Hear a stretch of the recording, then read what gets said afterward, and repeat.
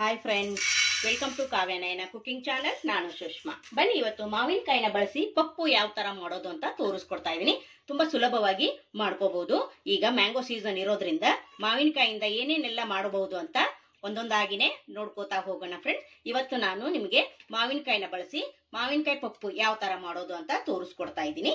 ಈಗ ನೋಡಿ, 1 ಕಪ್ ಅಷ್ಟು ತೊಗರಿ ಬೇಳೆನ ಕುಕ್ಕರ್ಗೆ ಹಾಕೊಂಡಿದ್ದೀನಿ. ಚೆನ್ನಾಗಿ 2-3 ಬಾರಿ ಇದನ್ನ ತೊಳ್ಕೊಂಡ್ ಬರ್ತೀನಿ. ತೊಗರಿ ಬೇಳೆನ ಚೆನ್ನಾಗಿ ತೊಳ್ಕೊಂಡು ಬಂದಿದ್ದೀನಿ. ಈಗ 1 ಮಾವಿನಕಾಯಿನ ನಾನು ಈ ತರ ಸಿಪ್ಪೆ ಎಲ್ಲ ಬಿಡಿಸಿ ಕಟ್ ಮಾಡಿ ಇಟ್ಕೊಂಡಿದ್ದೀನಿ. ಹಸಿ ಮಾವಿನಕಾಯಿ ತಗೊಂಡಿರೋದು ನಾನಿಲ್ಲಿ 1 ಮಾವಿನಕಾಯಿನ ತಗೊಂಡಿರೋದು. ಹಾಗೆ ಇಲ್ಲಿ ಒಂದು ಅರ್ಧ ಚಮಚದಷ್ಟು ಅರಿಶಿನ ಪುಡಿನ ಹಾಕೋತಾ ಇದ್ದೀನಿ. ಹಾಗೆ 1-2 ಟೇಬಲ್ ಸ್ಪೂನ್ ಅಷ್ಟು ಅಡಿಗೆ ಎಣ್ಣೆನ ಹಾಕೊಳ್ಳೋಣ. ಹಾಗೆ 3 ಗ್ಲಾಸ್ ಆಗುವಷ್ಟು ನೀರನ್ನ ಸೇರಿಸ್ಕೊತಾ ಇದ್ದೀನಿ. ಈಗ ಚೆನ್ನಾಗಿ ಒಂದ್ಸಲ ಮಿಕ್ಸ್ ಮಾಡ್ಕೊಳ್ಳೋಣ. ಈಗ ಕುಕ್ಕರ್ ಮುಚ್ಚಳ ಮುಚ್ಚಿ ನಾನು 3-4 ವಿಸಿಲು ಕೂಗಿಸ್ಕೊಂಡು ಬರ್ತೀನಿ. 4 ವಿಸಿಲ್ ಆದ್ರೆ ಸಾಕಾಗುತ್ತೆ. ಚೆನ್ನಾಗಿ ಬೇಳೆ ಹಾಗೆ ಮಾವಿನಕಾಯಿ ಬೆಂದೋಗುತ್ತೆ.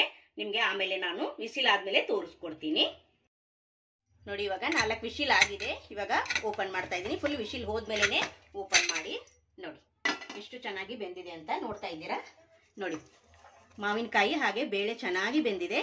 ಇವಾಗ ಸ್ವಲ್ಪ ಸ್ಮ್ಯಾಶ್ ಮಾಡ್ಕೊಳ್ಳೋಣ. ಇನ್ನು ಯಾರೆಲ್ಲ ಚಾನಲ್ಗೆ ಸಬ್ಸ್ಕ್ರೈಬ್ ಮಾಡ್ಕೊಂಡಿಲ್ಲ, ಪ್ಲೀಸ್ ಹೋಗಿ ಸಬ್ಸ್ಕ್ರೈಬ್ ಮಾಡ್ಕೊಳ್ಳಿ.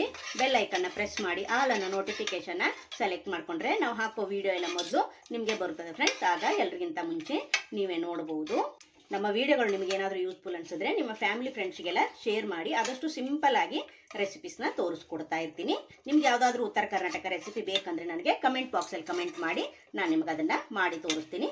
ನೋಡಿ, ಇವಾಗ ಚೆನ್ನಾಗಿ ಸ್ಮ್ಯಾಶ್ ಮಾಡ್ಕೊಂಡಿದ್ದೀನಿ. ಇದಕ್ಕೆ ಒಂದು ಒಗ್ಗರಣೆ ಮಾಡ್ಕೊಳ್ಳೋಣ. ಒಲೆ ಮೇಲೆ ಒಂದು ಪಾತ್ರೆನ ಇಟ್ಕೊಂಡಿದ್ದೀನಿ. 4 ಟೇಬಲ್ ಸ್ಪೂನ್ ಅಷ್ಟು ಎಣ್ಣೆನ ಹಾಕೊಳ್ಳೋಣ. 1 ಟೀ ಸ್ಪೂನ್ ಅಷ್ಟು ಸಾಸಿವೆನ ಸೇರಿಸ್ಕೊತಾ ಇದ್ದೀನಿ. 1 ಚಮಚದಷ್ಟು ಜೀರಿಗೆನ ಸೇರಿಸ್ಕೊತಾ ಇದ್ದೀನಿ. ಹಾಗೆ ಇಲ್ಲಿ ಕಡಲೆಬೇಳೆ, ಉದ್ದಿನ ಬೇಳೆನ ಕೂಡ ಸೇರಿಸ್ಕೊತಾ ಇದ್ದೀನಿ.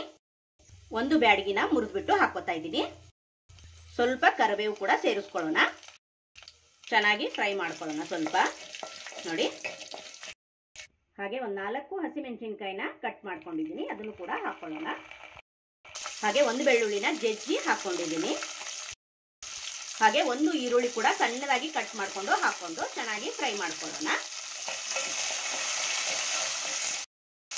ನೋಡಿ, ಇವಾಗ ಈರುಳ್ಳಿ ಹಾಗೆ ಹಸಿಮೆಣಸಿನಕಾಯಿ ಚೆನ್ನಾಗಿ ಫ್ರೈ ಆಗಿದೆ. ಈಗ 1-2 ಟೊಮೊಟೊನ ಸೇರಿಸ್ಕೊತಾ ಇದ್ದೀನಿ. ನಾನಿಲ್ಲಿ ಆಪಲ್ ಟೊಮೊಟೊ ತಗೊಂಡಿದ್ದೀನಿ. ನೀವು ನೋಡ್ಕೊಂಡು, ಮಾವಿನಕಾಯಿ ಬೇರೆ ಹುಳಿ ಇರುತ್ತಲ್ವಾ, ನೀವು ನೋಡ್ಕೊಂಡು ಟೊಮೊಟೊನ ಸೇರಿಸ್ಕೊಳ್ಳಿ. ಹೆಚ್ಚು ಕಡಿಮೆ ಮಾಡ್ಕೋಬಹುದು. ತುಂಬಾ ಅಂದ್ರೆ ತುಂಬಾ ಚೆನ್ನಾಗಿರುತ್ತೆ ಫ್ರೆಂಡ್ಸ್. ನೀವು ಇದನ್ನ ಚಪಾತಿ ಜೊತೆಗೆ ತಿನ್ಬೋದು, ಹಾಗೆ ಬಿಸಿ ಬಿಸಿ ಅನ್ನಕ್ಕೆ ತಿನ್ಬೋದು, ಹಾಗೆ ದೋಸೆಗೆ ಸೂಪರ್ ಆಗಿರುತ್ತೆ. ನೀವು ಕೂಡ ಒಂದ್ಸತಿ ಟ್ರೈ ಮಾಡಿ ನೋಡಿ. ಮಾವಿನಕಾಯಿ ಸೀಸನ್ ಇರೋದ್ರಿಂದ ಎಲ್ಲ ಕಡೆ ಚೆನ್ನಾಗಿ ಸಿಗುತ್ತೆ. ಹಾಗಾಗಿ ನೀವು ಒಂದ್ಸಲ ಟ್ರೈ ಮಾಡಿ ನೋಡಿ, ನಿಮಗೂ ಇಷ್ಟ ಆಗುತ್ತೆ. ಇವಾಗ ಟೊಮೊಟೊ ಕೂಡ ಚೆನ್ನಾಗಿ ಫ್ರೈ ಮಾಡ್ಕೊಳ್ಳೋಣ. ಕಲ್ಲುಪ್ಪನ್ನ ಸೇರಿಸ್ಕೊಳ್ಳೋಣ, ಬೇಗ ಟೊಮೊಟೊ ಫ್ರೈ ಆಗುತ್ತೆ. ಹಾಗೆ ಇಲ್ಲಿ ಸ್ವಲ್ಪ ಹಿಂಗನ್ನ ಹಾಕೊಳ್ಳೋಣ. ಉಪ್ಪು ಹಾಕಿರೋದ್ರಿಂದ ಬೇಗ ಟೊಮೊಟೊ ಫ್ರೈ ಆಗುತ್ತೆ ಇಲ್ಲಿ, ಅದಕ್ಕೋಸ್ಕರ ಉಪ್ಪನ್ನ ಹಾಕಿದ್ದೀನಿ. ಚೆನ್ನಾಗಿ ನೋಡಿ, ಟೊಮೊಟೊ ಕೂಡ ಫ್ರೈ ಆಗಿದೆ. ಈಗ 1 ಟೀ ಸ್ಪೂನ್ ಅಷ್ಟು ಅಚ್ಚ ಖಾರದ ಪುಡಿನ ಸೇರಿಸ್ಕೊತಾ ಇದ್ದೀನಿ. ಹಸಿಮೆಣಸಿನಕಾಯಿ ಹಾಕೊಂಡಿದ್ದೀರಾ, ನೋಡ್ಕೊಂಡು ಖಾರದ ಪುಡಿನ ಹಾಕೊಳ್ಳಿ. ಹಾಗೆ ಇಲ್ಲಿ ಸಾಂಬಾರ್ ಪುಡಿ ಕೂಡ 1.5 ಚಮಚದಷ್ಟು ಸೇರಿಸ್ಕೊತಾ ಇದ್ದೀನಿ. ಇವಾಗ ಇದನ್ನು ಕೂಡ ಚೆನ್ನಾಗಿ ಫ್ರೈ ಮಾಡ್ಕೊಳ್ಳೋಣ. ಈಗ ಚೆನ್ನಾಗಿ ಫ್ರೈ ಮಾಡ್ಕೊಂಡಿದ್ದಾಗಿದೆ. ಬೇಯಿಸಿದ ಬೇಳೆ ಮತ್ತು ಮಾವಿನಕಾಯಿನ ಹಾಕೊಳ್ಳೋಣ. ನೋಡಿ, ಎಷ್ಟು ಚೆನ್ನಾಗಿ ಬೆಂದಿದೆ. ಸ್ಮ್ಯಾಶ್ ಆಗೋ ತರ ಈ ತರ ಬೇಯಿಸ್ಕೋಬೇಕು. ನೋಡಿ, ಇವಾಗ ಚೆನ್ನಾಗಿ ಮಿಕ್ಸ್ ಮಾಡ್ಕೊಳ್ಳೋಣ. ನಿಮ್ಗೆ ಯಾವ ತರ ಬೇಕು ನೋಡ್ಕೊಂಡು ನೀವಿಲ್ಲಿ ನೀರನ್ನ ಸೇರಿಸ್ಕೋಬೇಕು. ನಿಮಗೆ ದಾಲು ಗಟ್ಟಿ ಆಗ್ಬೇಕಂದ್ರೆ ಗಟ್ಟಿಯಾಗಿ ಮಾಡ್ಕೋಬಹುದು. ನೋಡಿ, ಇವಾಗ ನಾನು ಇನ್ನೊಂದು ಗ್ಲಾಸ್ ಆಗುವಷ್ಟು ನೀರನ್ನ ಸೇರಿಸ್ಕೊಂತೀನಿ. ಇವಾಗ ನೋಡಿ, 1 ಗ್ಲಾಸ್ ನೀರು ಹಾಕೊಂಡಿದ್ದೀನಿ.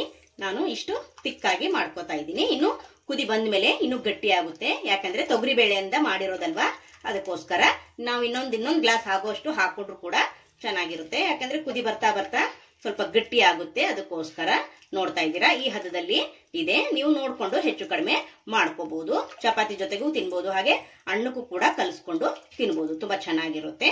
ಇವಾಗ ಇದು ಚೆನ್ನಾಗಿ ಕುದಿಬೇಕು.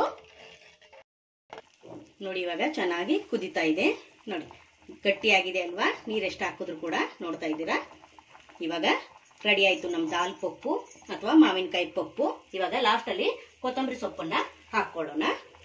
ನೋಡಿ, ಸೂಪರ್ ಆಗಿ ಮಾವಿನಕಾಯಿ ದಾಲ್ ಯಾವ ತರ ಮಾಡೋದಂತ ನೋಡಿದ್ರಲ್ಲ ಫ್ರೆಂಡ್ಸ್. ನಿಮ್ಗೆ ಇಷ್ಟ ಆಗಿದೆ ಅಂತ ಭಾವಿಸ್ತೀನಿ. ನೀವು ಕೂಡ ಒಂದ್ಸತಿ ಟ್ರೈ ಮಾಡಿ ನೋಡಿ. ತುಂಬಾ ಅಂದ್ರೆ ತುಂಬಾ ಚೆನ್ನಾಗಿದೆ.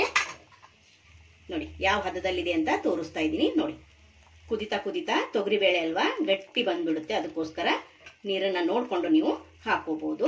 ನೋಡಿ, ನಮ್ಮ ವಿಡಿಯೋಗಳು ನಿಮ್ಗೆ ಇಷ್ಟವಾದ್ರೆ ಪ್ಲೀಸ್ ಲೈಕ್ ಮಾಡಿ, ಶೇರ್ ಮಾಡಿ, ಕಮೆಂಟ್ ಮಾಡಿ, ಸಬ್ಸ್ಕ್ರೈಬ್ ಮಾಡ್ಕೊಳ್ಳಿ.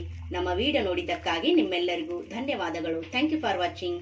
ನಮಸ್ಕಾರ ಫ್ರೆಂಡ್ಸ್.